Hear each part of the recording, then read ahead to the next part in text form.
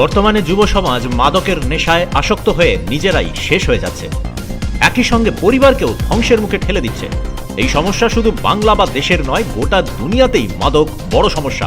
এর থেকে মানুষকে বাঁচাতে বড় উদ্যোগ প্রয়োজন। বুধবার পার্ক সার্কাস 7 পয়েন্টে এক অনুষ্ঠানে এভাবেই বার্তা দিলেন বিশিষ্টরা। এদিন দুপুরে কলকাতা পুলিশের সঙ্গে IHA ফাউন্ডেশন ও প্রাপ্তি ফাউন্ডেশন যৌথভাবে আন্তর্জাতিক মাদক বিরোধী দিবস উপলক্ষে দুদিনের এক কর্মসূচির সূচনা করে। উপস্থিত ছিলেন রাজ্য সংখ্যালঘু কমিশনের চেয়ারম্যান ও পূবের কলমের সম্পাদক আহমেদ হাসান ইমরান। তিনি কর্মসূচির উদ্বোধন করেন। অন্যান্যদের মধ্যে উপস্থিত ছিলেন IHA ফাউন্ডেশনের চেয়ারম্যান ও রাজ্য সংখ্যালঘু কমিশনের সদস্য সতনাম সিং আলুওয়ালিয়া, সমাজকর্মী ইশতিয়াক আহমেদ রাজু, মৌলানা ইমরান জাকি, এহতেসামুল হক, ফরিদ খান, মুক্তার আলী, পরীক্ষিত ধর প্রমুখ। আহমেদ হাসান ইমরান বলেন, মাদক শুধু বাংলা বা দেশের নয়, এটি একটি আন্তর্জাতিক সমস্যা। যারা মাদকের নেশায় পড়ে তারা আসলে নিজেরাই ক্ষতির শিকার হয়, পাশাপাশি পরিবার ও অন্যদের জীবনকেও দুর্বিষহ করে তোলে। সব ধর্মেই এইসব নিয়ে অনেক কথা আছে। ইসলাম ধর্মে মাদক দ্রব্যকে হারাম বলা হয়েছে। ফলে মাদক মুক্ত সমাজ গড়তে ধর্মগুরুদের কাজে লাগাতে হবে। সমাজে সার্বিক সচেতনতা গড়ে তুলতে হবে। মাদক দ্রব্যের প্রতি ঘৃণা যাতে তৈরি হয় সেটা ভাবতে হবে। অন্যদিকে আসক্তদের বাঁচাতে রিহ্যাবিলিটেশনের বন্দোবস্ত করতে হবে। আন্তর্জাতিক ড্রাগ বিরোধী দিবস উপলক্ষে এই অনুষ্ঠানটা পালিত হচ্ছে। আন্তর্জাতিক মানে ইন্টারন্যাশনাল। আন্তর্জাতিক ড্রাগ বিরোধী দিবস তার মানে এই সমস্যাটা ইন্টারন্যাশনাল সমস্যা।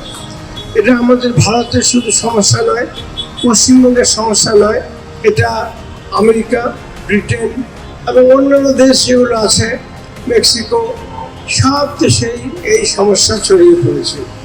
এবং এই সমস্যা টার্গেট করে ইউথদেরকে, এবং ইউথ হচ্ছে দেশের সম্পদ, সব দেশেরই সম্পদ। ফলে দেখা যায় যে যারা ড্রাগ নেন তাদের জীবন নষ্ট হয়ে যায়, তাদের পরিবারের জীবন নষ্ট হয়ে যায়, খুব খারাপই হয় এই ড্রাগের জন্য। বাবা মা পয়সা দিতে না পারলে তাদেরকে যারা ড্রাগ এডিক্ট তারা খুন করে, এটা আপনারা জানেন, পত্রপত্রিকা পড়েন। তাই বলবো এই সমস্যার হাত থেকে মুক্তি পেতে হবে। সতনাম সিং আলুওয়ালাজি, যিনি আমাদের মাইনরিটি কমিশনের একজন মেম্বার এবং IHA প্রেসিডেন্ট, তিনি এগিয়ে এসছেন যাতে এটা হতে পারে। আমি ধন্যবাদ জানি প্রাপ্তিকে এবং কলকাতা পুলিশকেও যে তারা আমাদের সঙ্গে মিলিত হয়ে এই কাজটা করছেন। আমরা যদি সচেতন না হই তাহলে যেটা হবে যে আমাদের ভবিষ্যৎ প্রজন্ম তারা নষ্ট হয়ে যাবে। আমি সবাইকে ধন্যবাদ জানাই যে তারা এখানে এসেছেন এবং ড্রাগ বিরোধী যে সচেতনতা, যে কনসাসনেস তারা আজকে ছড়িয়ে দিচ্ছেন। আগামীকালও এখানে হবে একই জিনিস, এবং আমি আশা করব যে আমাদের এলাকার লোকেরাও এতে সন্ধ্যাবেলায় হোক বা পরের দিন হোক তারা যোগ। সতনাম সিং আলুওয়ালিয়া জানান, তারা অনেক দিন ধরেই নানান সামাজিক কাজ করে যাচ্ছেন। সমাজকে সুন্দর করে গড়ে তুলতে সচেতনতা দরকার, এমনটাই জানালেন তিনি। একটা খুব এসেনশিয়াল আমাদের সবাই জন্যে, কেন ড্রাগসের যেভাবে আমাদের ইউথ শেষ হয়ে যাচ্ছে ড্রাগস নিয়ে,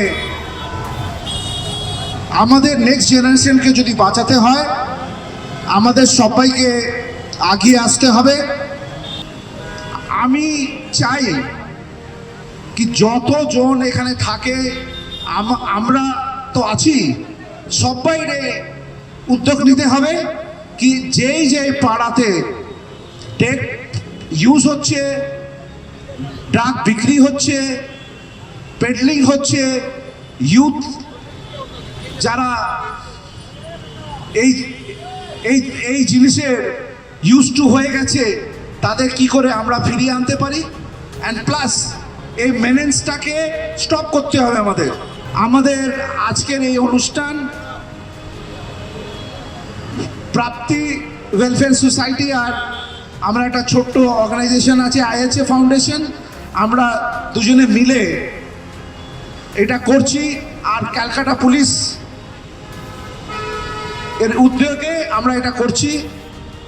আমি এই মঞ্চ থেকে বলতে পারি কি অনেক বছর ধরে দেখছি আমি প্রাপ্তি ওয়েলফেয়ার সোসাইটি যেইভাবে অ্যান্টি ড্রাগের ওপরে কাজ করছে, আর যত ওদের যে সোনারপুরে যে রিহ্যাব আছে, অন্য অন্য জায়গায় যারা কাজ করছে, খুব এফেক্টিভলি কাজ করছে, সাইলেন্ট টিম অ্যান্ড খুব ভালো করছে।